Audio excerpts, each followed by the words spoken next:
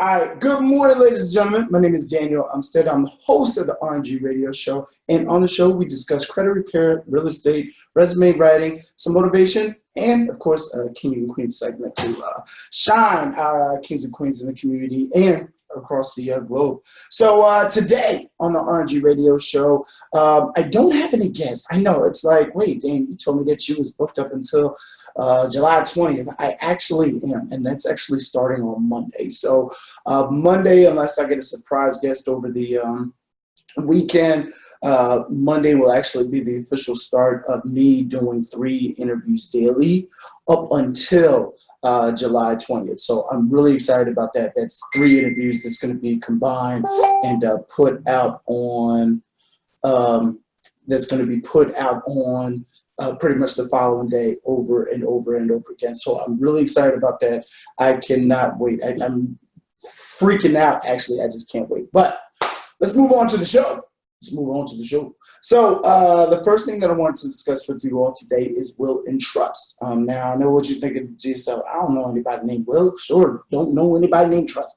Well, the United Credit Education Services offers will and trust included with the credit repair program. I know we went over crazy amount of things. Like, you know, we've already went over 10 items that are free. We already went over 10 services that are included with your credit repair plan. And I mean, step by step, I'm like, wow, I got to really get into this, because even for myself, I'm like, wow, the life insurance aspect was so easy, folks. All I had to do was click, sign up, and now I'm just waiting on the paperwork to sign off, subscribing to the plan. Now, the longer that I stay in the program, then the amount of the life insurance goes up. But as far as getting started, click, subscribe, and I'm in the plan. Wow. That's for those that have gone through the life insurance policy. I remember I remember a guy coming out with a weight scale, and thankfully at the time I was a heavy smoker, but praise God, I'm not anymore. And when he came out with the scale, he's like, yeah, we're going to need to do your height, your weight, just to confirm your eligibility with the life insurance. I'm like, oh, that? For that? Goodness gracious. So, but now looking at it as a cash value life insurance, so there's probably some reason behind it. But for the most part, if you are just in need of life insurance and you just need some insurance for your family to leave behind, that is the way to go. So, but what we are talking about is kind of like similar to life insurance, is the will and trust. So, for the will and trust, it is developed by attorneys, and what's included is that you are able to leave your last will. Now, your last will states how you want your assets to be distributed among your heirs upon your death. The living trust is what is placed into your living trust can be altered throughout your timeline, and upon your passing will be transferred to whomever you appoint as trustee. So, will A. You pretty much have a document saying that I'm leaving behind my air conditioner, my bottled water, and my house to my son. That is my will. When I die, that is what they get. I don't want to hear ifs, ands, or buts about it. This is what's said. So that's for the will. For a trust, it's like, hey, right now you can have the air conditioner, the lamp, the table, and the house currently to you right now, but it's got to be on a certain condition. So with the trust, is usually for those that after they graduate college, or if they maybe achieve a certain feat in their own personal career. So that's the difference, honestly, between a will and trust. But the benefit that you have is that it's included with your program. Now, I know, just thinking to yourself, well, Dan, how can this be beneficial to my lifestyle, or how can this be beneficial to me if I could just go on later on to do my own will and trust? Well, I'm glad you asked that. See, because, I had to do the, research for you. So if you go to trustandwill.com, they have a living trust. Now, this is just for the trust, folks. This is not for anything else. The living trust, a plan that covers everything. They have customized state-specific trust for $3.99. Or as a bonus, if you are a couple It actually is $4.99. Can you believe that? Just $4.99 for couples or $3.99 for a single individual? That is insane. Or you could be paying way less, around $3 a month, to keep this living will and trust. And actually, once you have it done, that's that. So, folks, you might want to decide as far as what you want to choose out of life. Do you want to pay the $3.99 and $4.99 for couples, or do you just want to stick with paying $3 a day in regards to taking care of yourself and your loved ones? So the choice is up to you. But if you need help with that decision, or you already made the wisest decision, give me a call, 267-702-3756. All right. So the benefits that you have, and I actually wanted to go a little bit more. So I wanted to go over United Credit Education Services, the fact that we do offer it, and what is pretty much included with it. You know, we help you with the will, we help you with the trust. In addition, it is written and done by attorneys. Okay, so I don't want you to think that Dan's doing it or some schmo in the background is doing it. No, this is actually done by attorneys themselves. So let's see here. So we can get rid of that part and go over to understanding the difference between will and trust. So I came across this article, Elder Law Answers. Now, I am not a lawyer. I'm not a lawyer. I'm not a lawyer. I am not a lawyer. I don't know how much more you need for a disclaimer, but guess what? I'm not a lawyer. I am reading from a lawyer, though. Elder Law Answers. So on here, there's an article from September 19, 2019, understanding the differences between a will and trust. So the main difference that they put on here, which I love that they pointed out, is saying one main difference between a will and a trust is that a will goes into effect only after you die. So while a trust takes effect as soon as you create it. So like I said, with the example, hey, I'm leaving a trust or setting up a trust for this current air conditioner. So this is currently going on right now. Like, I'm entrusting it to you. I'm giving it to you with the fact that I know that you're going to be responsible for it. You get me now? So a will is a document that directs who will receive your property at your death, and it appoints a legal representative to carry out your wishes. So that's where the attorney comes into play, folks. So doing the will, having that trust set up is already done by the attorneys. Now, you do have to call. It's not something that you just say, oh, all right, well, it's taken care of because now I'm in the credit repair program. They're going to do my will and trust for me, so I'm good to go. No, it goes back to you actually having to figure out, like, hey, what am I entrusting to my heirs? What am I giving away to my family? Who is to sign upon this? And it's not the greatest conversation to have, whether it be for yourself or whether it be with other family members. It is difficult because it's like, hey, this is what's going to happen. Two things in life, folks: death and taxes. You'll never get rid of them. So understand that, you know, with your will and with your trust, you're pretty much preparing for the future. You're preparing your legacy for the next stages in their life. So by contrast, a trust can be used to begin distributing property before death, at death, or afterwards. A trust is a legal arrangement through which one person or an institution, called a trustee, holds legal title to property for another person, called a beneficiary. So like I said, folks, I'm entrusting my bottled water to my son, which would be considered the beneficiary. Now, the beneficiary always doesn't have to be somebody who's younger than you. It could be somebody that you know might just outlive you, honestly. It could be your older sister, younger sister, what have you, but the beneficiary could be anybody that you choose. Most folks, of course, choose their own kids, or nieces and nephews, or grandkids, what have you, but please know that with the beneficiary, as far as giving towards or giving to, that they'll be the ones receiving it upon completion, whether it be the will or whether it be the trust, it being immediately. So a will covers any property that is only in your name when you die. It does not cover property held in joint tenancy or in a trust. So that joint tenancy part. So let's say me and you're listening right now. Of course you are. So let's say me and you decide to get into a property. You know, we both engaged in it. We love it.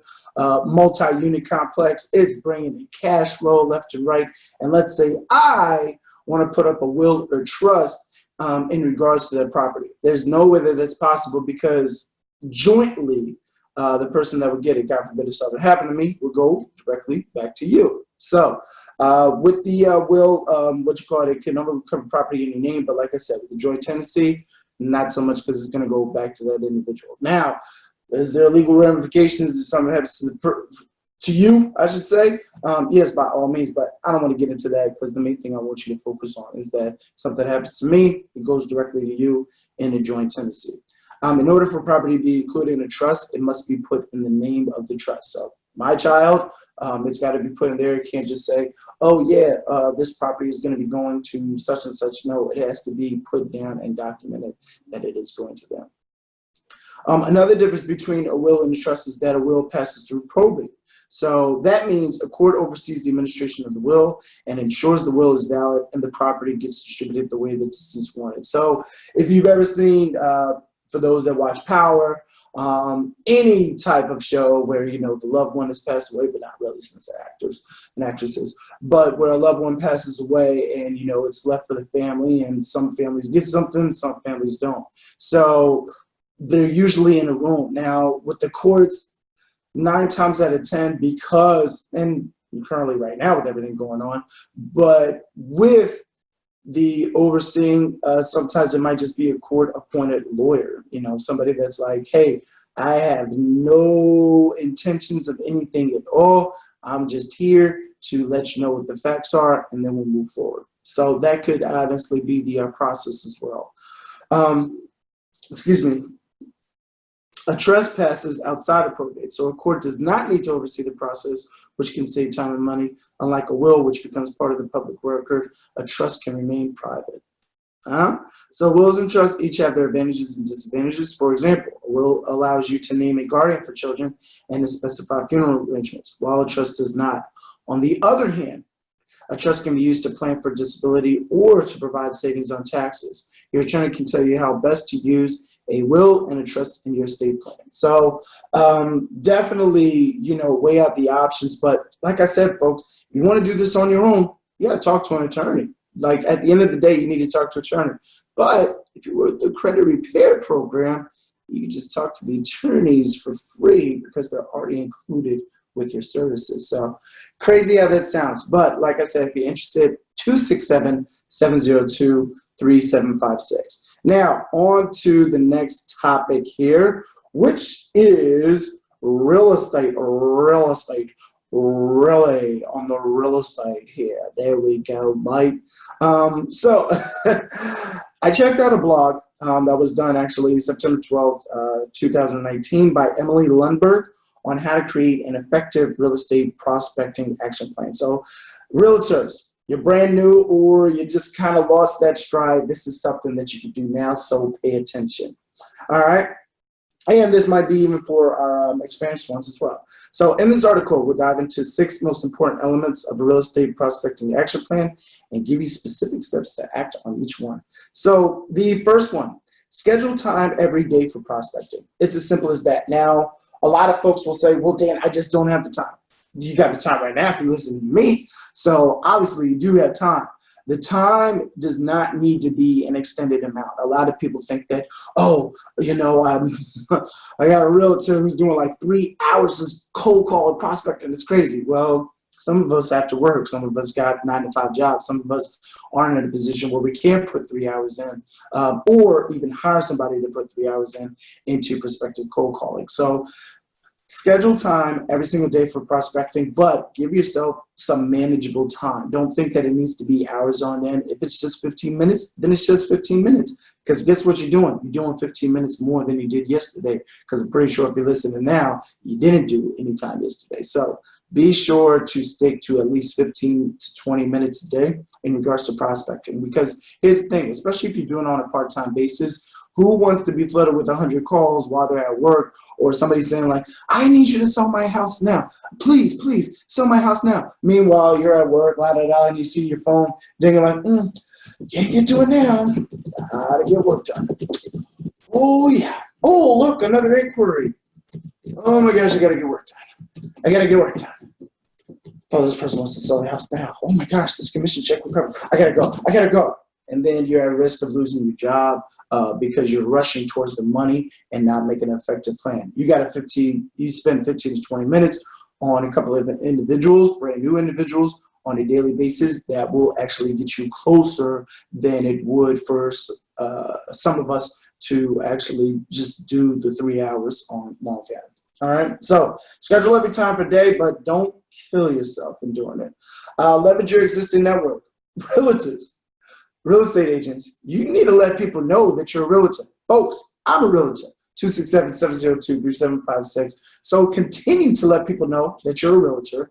Let them know that you can assist them with their real estate needs, and just continuously remind the folks, whether it be putting up stuff in regards to the current housing market, whether it be letting people know about certain tips and tricks. I got a friend of mine on Instagram who I follow, Stephanie, who's, goodness gracious, she does wholesaling, she does general contracting. I believe she's a rocket scientist as well. Maybe not that last one, but she definitely has a lot of tests. But on her page, she has it where, and I believe it's My Life is Real Estate. Feel free to check her out, though. Yeah, My Life is Real Estate. But on her page, she actually just has the tips on real estate, what somebody should be doing, what somebody shouldn't be doing. So my fellow realtors, real estate agents, you need to be letting people know, hey, if you're in the real estate game, you need to continuously remind folks that you are in the real estate game. So continue to let people know. So that's leveraging your existing network. Now, they have some other things on here that you should actually be doing already. Reaching out on birthdays, thanking people when you get a referral from them, sending out a newsletter to former clients at least once a quarter to stay in touch, and a few weeks after sale, check it with your clients to make sure everything is going well. And that's even for wholesaling as well. Sending out a gift to somebody or a thank you card, nobody's going to say no to it and say like, oh, wait, did they just give me a gift basket knowing that we had a conversation about this? If you find out that the kid loves Doritos, send them a bunch of Doritos. Because the whole thing about it is that at the end of the day, the last thing on here, thank people when you get a referral from them. So how your business generates and how your business is going to consume and grow is by getting those referrals. Foster lasting relationships in the community. So attend community events. Now, I know it's kind of difficult. I know it's kind of hard. And trust me, I was definitely at that peak. I had representative meetings. I had senator meetings that I was looking to go to get myself named in the community, being a realtor. But, COVID came, and then it's like, what do I do now? So there still are Zoom calls that you can be a part of, and even more so on a larger basis. So you might not be able to do well in the community as far as long-lasting relationships, but definitely you're able to foster long-lasting relationships with the world. All right. Create social media posts about your event attendance. This shows potential prospects that you're an active member of the community. And now, what you can be doing is subscribing to a local senator, subscribing to a local community leader, and whatever they post, you just share. That's as simple as that. Whether it be an article, whether it be something that could be beneficial. Now, the best place to post these, I know it's in social media, but you got to go with what people are looking at. Instagram, hey, you need a picture of something that's going to stand out. So I remember a long while ago, way back when things were going great, that China had closed down hospitals. So me posting up as a picture on Instagram or even Twitter, that's great. But me just putting that as a picture maybe on Facebook or even LinkedIn, probably not so much. So the platforms that you have, the social media platforms that you have, use it to your advantage, whether it be YouTube, whether it be Facebook Live, whether it be Facebook in itself. Make sure that whatever content that you're putting up on social media matches that platform. Always have business cards available. The trick I learned from Dan Locke is that not so much that you have business cards, but people are eager to just search you for what you do. So for me, being able to say, oh yes, I'm hosting the RNG Radio Show. RNG Radio Show, I never heard of that. Oh, check me out on YouTube. Enough said. Like my contact information, of course, if you watch, 267-702-3756. My social media information is available on there. So there's really no reason why it's like, hey, why do you need this business card? No, I need you to research me and check me out on this YouTube channel. So, and the same thing for you. You need to find a way that it's like, hey, How can people find you? And not just the Instagram handle, but how can people search you? And when they do search you, what are they looking for? So it doesn't take long to write a book, folks. I know. So if you got the time, spend an hour to two each weekend, write a book on your favorite topic, get it self-published through Amazon, and go for it. I got a person who knows how to do this step by step. So I'm not sure if she'll be willing to show you, but pretty sure she got a plug in. We can make a formal introduction. All right. Optimize your online listings. Now, for all of my agents, and I don't know why this happens. I don't know whether laziness or too much money got in the way. But agents, realtors, if you have a listing and you're trying to get it out there, doing it one time is not going to be beneficial for anybody. So the listing itself needs to be continuous. When you're on Instagram, hey, don't feel that you need to show all 8 pictures that you need to be plugging in. I believe it's 8 pictures, 8 to 10 pictures that you can plug in on there. Maybe just have 2 or 3, something that's going to make it stand out so people can spend time. I do like that. All right. So make sure that you do that. And that actually probably have a good idea in regards to the credit repair. But I'll get to that in a second because we were talking about real estate. Containing complete up-to-date information, highlighting nearby amenities, including good schools, business districts, etc. And that's something to point out, folks. The amenities that are inside the home are great, but outside the home are really great as well. Where I currently live at right now in the Mayfair neighborhood, I am seconds, not minutes away, seconds from getting to 95, seconds from getting to Coney Palmyra Bridge. So being in this area is a great advertisement for somebody who's looking to purchase, and I'm surrounded by 4 schools, 2 of which happen to be private. So folks, it's, where I'm at, yes, it's definitely a gold mine. I could sell this place in like 2 seconds flat if I could. And then having an easy way to reach out to you for more information. Like I said, folks, whether it be your phone number, whether it be an Instagram handle, and I preferably, because you should have a phone, if you're not, I don't want you to be researching me. You can just research me by looking up my name. I'm still RNG Radio Show. But for those that just need to get in contact with me, or if you need people to follow you, you should just be giving out your phone number. Because at the end of the day, you need them to talk to you. So my agents, my realtors, not so much if people ask like, hey, are you on Instagram? Yeah, but let me give them my number. Because I'd rather have the number on hand. So when you're ready to make that next step for your real estate purchase, you're either going to call or text me. So that's what it's all about, rather than scrolling, stalking through my photos. You can stalk through them all day, all you want, but the initial point of contact that you have coming from me should be my phone number. Excuse me. Send personalized outreach to expired listings. Folks, this is what I'm doing. Okay, this is exactly what I'm doing. Now, I'm going to tell you what exactly I'm doing. And I know it's like, wait, Dan, wait, these are your secrets. What are you doing? What are you doing? Put it on the side, man. Put it on the side, man. They don't need to know that, all right? No, you do need to know that. So for expired listings, this is what I do. Bright MLS, okay? Go on there, search expired listings. Now, I'm not going to tell you the criteria to search or what you need to search, but if you go on the Bright MLS, search expired listings. Now, you want to go 6 months out. Now, for the expired listing. So we're in June, so everything back from January, and especially this is the prime time to check expired listings, and I'll tell you in a second. So you check your expired listings, you got a list. I'm pretty sure you got thousands of them already, if not even more. So when you have your expired listing, you check the address. After you check the address, skip trace it or utilize some type of skip tracing service to get the phone number. Once you have the phone number, go to slidebroadcast.com, plug in that phone number, create a scripted speech for the voicemail, and then drop it in the box. And then that's it. And just do that over and over and over again. That's your 15 to 20 minutes a day, folks, in regards to getting prospect and leads out. Because here's the thing. I would rather leave 1,000 voicemails than cold call 100 prospects.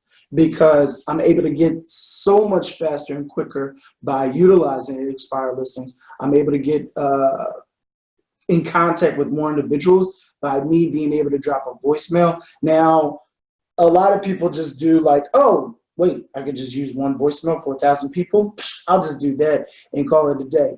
That doesn't benefit anybody at all, because what if somebody's just not interested? But if you're able to leave a personalized voicemail saying, hi, my name is Daniel Umstead, host of the RNG Radio Show, as well as realtor with EXP. I was reaching out in regards to property 123 Main Street and wanted to discuss the home value with you. Feel free to give me a call back at 267-702-3756. That's it, folks. But you hear that plug in with the address. Now, some names on the listing, I'm like, I'm not going to be able to say it. So just keep it general. Greetings, my name is Daniel Umstead. Or hello, and I hope you're doing well today. But if you can't get a person's name, don't feel bad, because when they call back, trust me, they will give their name. So reach out to leads ASAP. Always, always, always, always, always, always. Most realtors and agents drop the ball. In fact, we actually had a number on here. A 2018 NAR survey found that 75% of sellers and 68% of buyers choose to work with the first real estate agent they speak with. So the moment that somebody says, hey, so out of 75 sellers, 75 out of 100 sellers pretty much said, hey, if I'm in need of an agent and I need to talk to somebody right away, I'm most likely going to go with them. Wait, what? So that is why it's encouraged to stay on the phone. Now, that is why that you should be continuously having activity on the phone, and why you should be giving out your phone number. Ha ha, ha ha. So reach out to leads ASAP. Set up mobile notifications for all your prospect sources. Reach out to prospects within the hour to start discussing their needs. And folks, here's the thing. Don't go crazy, though. Please, please feel free to not go crazy. But if you got somebody, it's 10 a.m., but you got a listing to go to check out. You got another appointment. Meanwhile, in between those appointments, you're getting a call, and it's like, oh, shoot, I got to call this person back. Well, Dan Umstead told me that per the blog that he read that it needs to be done within an hour. I mean, 75% of all sellers usually work with their agent on the first call. So I need to get in contact. No. Here's the thing, folks. As long as you have activity going, then you're good. You know, you have no idea what's going on the other end. I've had so many prospects come back to me, or I had somebody who said like, hey, I never got your email. Oh, I sent it over to you twice. Really? You did? I'm like, yeah. And then they're like, you know what? I'm saying it now. Listen, I'm going to review this and I'll get back with you. Not a problem. So when you're giving out useful and valued information, don't feel it's a need to follow up. Now, if you got the time to follow up, by all means, that's great. But it's best if you send out 100 emails, or send out 100 inquiries, or try to reach out to 100 individuals, rather than trying to follow up with the same 20 to 25. You're going to be going around in a circle when this game of real estate is moving forward. All right? And, oh, that's it. So, how to create an effective real estate prospecting action plan. First thing is take action. Find a way that you can take action today in regards to real estate. So, my next thing is resume tips. Now, ResumeWorder.com back in March 25th, 2019, that's an article about the top 20 or the 20 best resume tips, tricks, and hacks, updated for 2020, and even listed with examples. So let's check this out here. Now, folks, just due to time and all, and I gotta get some things done throughout the day here, I'm only going to choose 5, and I can tell you right now that the others that I came across, not so much. So, resume tip number 10, make sure your resume is readable by applicant tracking systems. What? Dan, I know that you talked about this before, but I didn't know that there was a thing called applicant tracking systems. Yes, there's a thing called applicant tracking systems. Now, the trick to get around that is simple. When you're looking at a job description and you're missing some keywords that are on the job description that's not on your resume, you really don't want to finagle with your resume that much. Pull those keywords and put them on your resume. Now, I know what you're thinking, Dan, but my resume was actually created by you. I thought it was great. It is great, especially if it was created by me. But the thing that you must note is that certain words that are on their job description are going to get picked up by the applicant tracking system. So what you need to do, is go into your resume all the way at the bottom, especially if you're using Microsoft Word. In the footer, you need to put those keywords. Now, not a whole lot, but just enough to say like, hey, I know what you're talking about. So if the job description is saying data analytics, make sure if you don't have data analytics on the resume, but you're definitely qualified for the job, make sure at the footer you are typing data analytics. Now, I know what you're thinking. Well, Dan, they're going to see the word data analytics and point me out. Well, not if you put it in white font. And then after you put it in white font, you might get those little squiggly lines. Sure, you right click and ignore them, so that way you can ignore the formatting.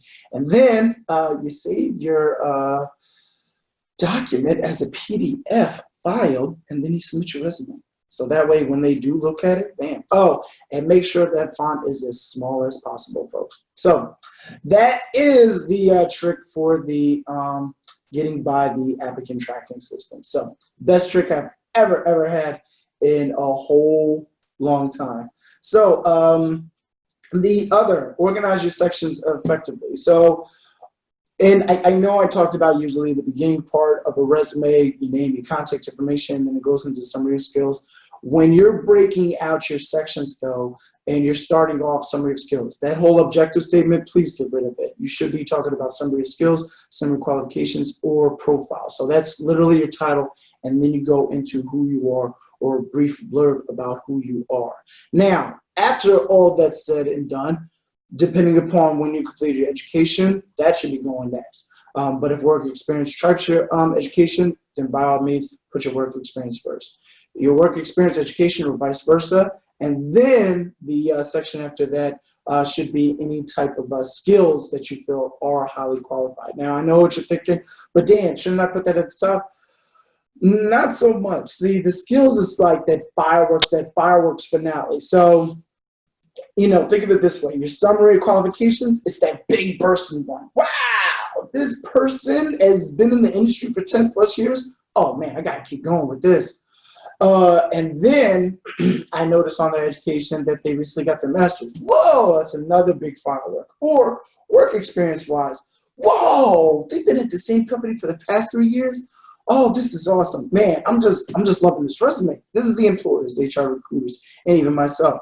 Man, this is great. And then the finale is the skills. So putting down on the skills like proficient in Microsoft Word and everything like that. Because it doesn't matter if it's going at the top or if it's going at the bottom, but you gotta organize your sections effectively to make yourself stand out. Now, if you need assistance on that, and I've told people many times again, and I'm gonna be doing this for free until, like I said, everything gets elevated. I'm talking about to the point where I'm able to go in the shop right without a mask on. So until then, my resume writing services are free. Now, time-wise, trust me, it's not gonna be a month later, but please don't expect no more than 4 days as far as the turnaround time. So if you need assistance with your resume, or if you know somebody that needs assistance with their resume, please have them give me a call, 267-702-3756. All right. Let's see here. Number 19, ensure your resume is consistent with your online profiles, such as LinkedIn. What? Oh man, that's insane. So yes, and double yes. Make sure that what you have on your resume matches with what is on LinkedIn. Now, it doesn't have to be exact, right? What's on my resume definitely doesn't show the RNG radio show. It definitely doesn't show me being an entrepreneur. Definitely doesn't show even me being a realtor. Well, actually, it does show that part. But for the most inclination, I should say, the consistency that you need to make sure that you do have, sorry, I stumbled with my words a little bit there, is that what you have on your resume matches with what's on LinkedIn. And even on LinkedIn, it needs to be that more fireworks finale on there. All right.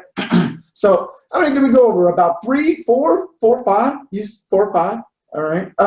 Another tip, resume tip number 14, use a meaningful file name, because here's the thing.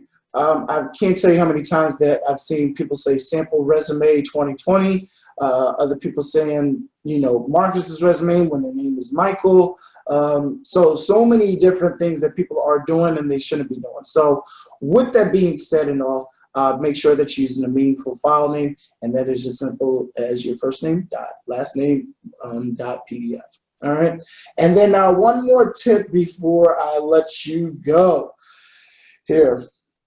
No, not that one. We already talked about that one. Tailor your resume to include relevant achievements.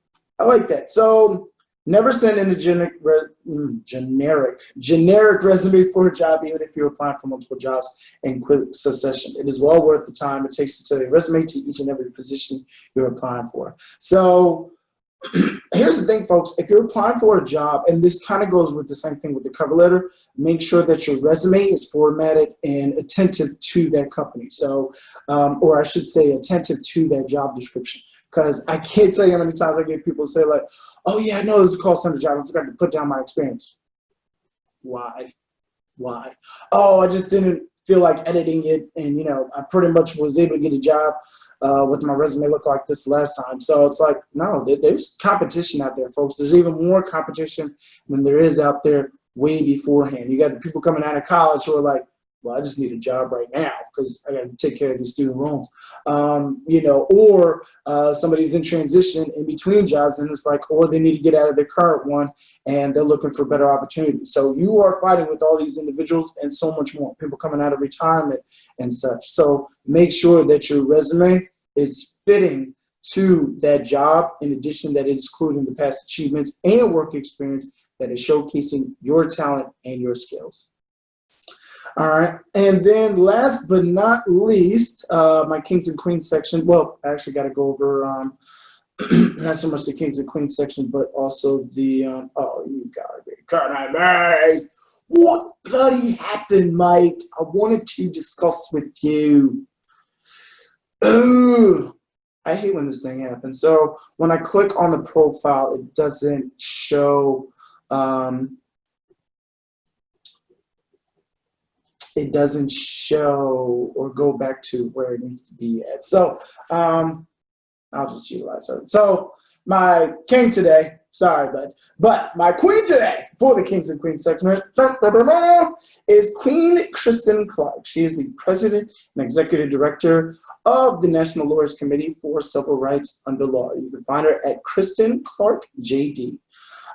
As the president and executive director of the National Lawyers Committee for Civil Rights Under Law, Kristen Clark focuses on protecting the rights of Black Americans and other historically marginalized communities. A champion of expanding voting rights, Clark successfully led the effort to prevent the Trump administration from adding a citizenship question to the 2020 census that could have prevented immigrant communities from being counted. As an attorney, she also helped the first African-American female student body president of American University win a $725,000 settlement from the publisher of a neo-Nazi website who led a troll storm against her.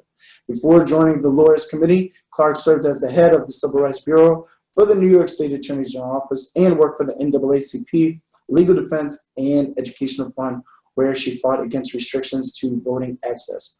Wow! Queen Kristen Clark, we thank you so much and continue on to enlighten and strengthen our communities. That is amazing. 725,000. Listen, I was like, 725,000. I'm like, now I'm like, can I find a neo-Nazi and just have them talk bad about me and then call her to hire me? You know, we work something out? No. Everything in life, folks, you should be earning. Never, ever, ever look at a free ticket, because that free ticket always comes with a price. As I always tell my son, nothing in this life is free. The air even that you're breathing right now still costs money because you're paying for the air that you're living in. So, or taxes in some way, fashion, form. Like I told you, death and taxes, folks. But before I leave you, for those that were listening to the earlier motivation piece, and I apologize for the language. I was over here in the background and all I heard is F, shit, I was like, hey, all right, it's getting the point across, though. It's getting the point across. But if you didn't hear it, not a problem. So the focus behind it is that fly. You need to fly. You need to, one philosopher had stated, you know, hey, if birds are able to fly anywhere in the world, how come that they don't? And then the same applies to you and I. How come is it that we're able to go anywhere in the world, are able to accomplish anything in the world. Like a lot of people, I know folks that are from West Philadelphia that never been outside West Philadelphia, that they just stayed in there, or maybe a couple of times that they've branched out to Center City for something needed, but for the most part just stayed in that area. So understand that you're able to fly. You should be flying. You should be flying towards your goals. You should be flying to every single thing. Know this and understand this. A lot is going to be done, not only for myself, but the people that I surround myself with as well. So I want you to realize that, hey, it's not just about like, oh, well, I can only do certain things, or I can only do limited amount of things, or I can't do everything that I want to do. No, you can do everything that you want to do. If you want to be an artist, be an artist. You want to be a realtor, be a realtor. If you want to sign and sell books, sign and sell books. You can be anything that you want to.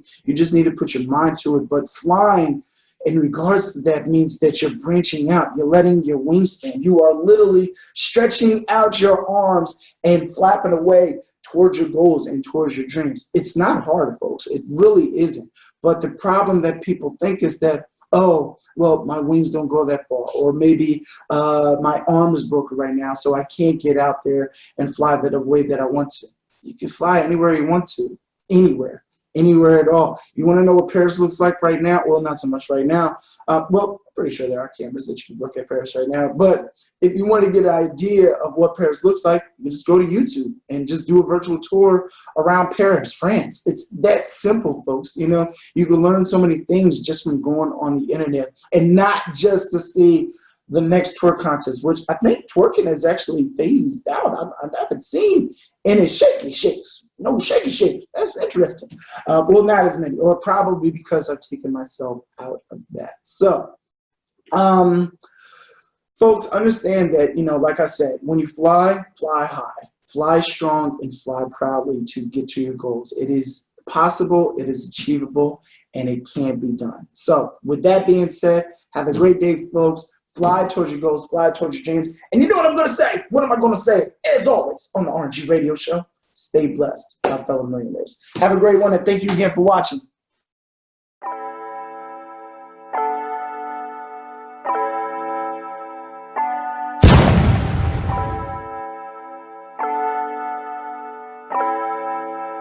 Fleslet on the beat.